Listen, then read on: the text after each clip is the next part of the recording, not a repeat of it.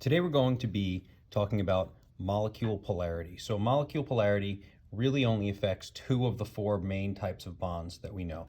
So you've already learned ionic bonds. You should know polar and nonpolar covalent, and we learned a little bit about metallic. And in terms of what their electrons do and how to tell them apart and all that, that's great.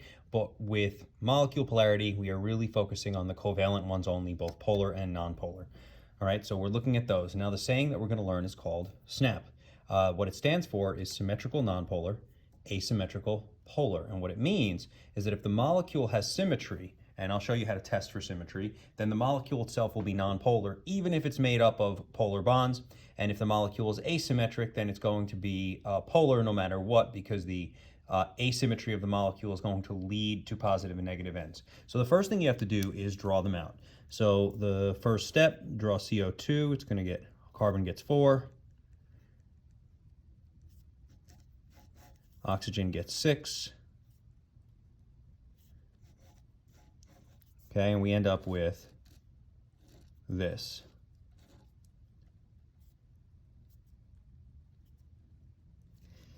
Now, in terms of polarity arrows, they're going to point towards the oxygen because it has higher electronegativity. You should know that. And then for H2O, we're going to start with O. Oxygen's going to need 6. Well, it has 6, it's going to need 2, so it's going to get 2 oxygen. And when it's done, it's going to look like this, polarity arrows. Okay, now the shape of the molecule is going to be very important because when we look for symmetry, we are going to have to put 2 lines through it. So for this, well, I guess I'll use a highlighter. The way we test for symmetry is we draw a line like this, and we say to the right and left of this line, is it the same thing? So in other words, I have an oxygen atom on the right, I have an oxygen atom on the left. Notice, I don't care about valence electrons, meaning if you drew this side, you drew the valence or the lone pairs top side, and this side you did top bottom or side bottom. That doesn't matter. All I'm looking for is atoms. And then I do one more direction. I do top bottom, and I say, is everything above the same as everything below? And in this case, there's nothing above, there's nothing below. So then this molecule will be symmetrical and therefore nonpolar, even though it has polar bonds. All right, and now with water, it's going to be the opposite. Water, if you draw its 2 lines of symmetry, you draw one line like this and one line like this, it fails in both directions. For this one, there's no hydrogen over here, and for this direction, or up, down, there's no hydrogen up. Now, some people would ask, and they would say, well, what if you did it this way? While that's true, it is symmetrical in this direction, you would then have to do the other direction, and in this direction, it would fail. So if one direction fails, then it is not symmetrical. All right, and so this molecule is asymmetrical and polar. Part of the reason is because of the shape. So when we look at a water molecule, it's going to be bent like that.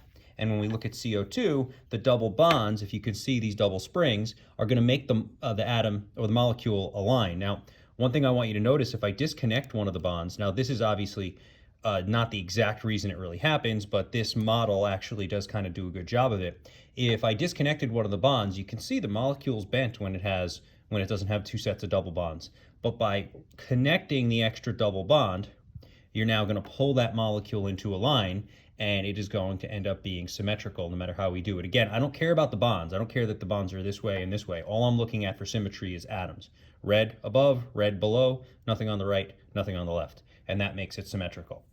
The true reason when we talk about molecule shapes has to do with the theory we call VSEPR, valence shell electron repulsion modeling.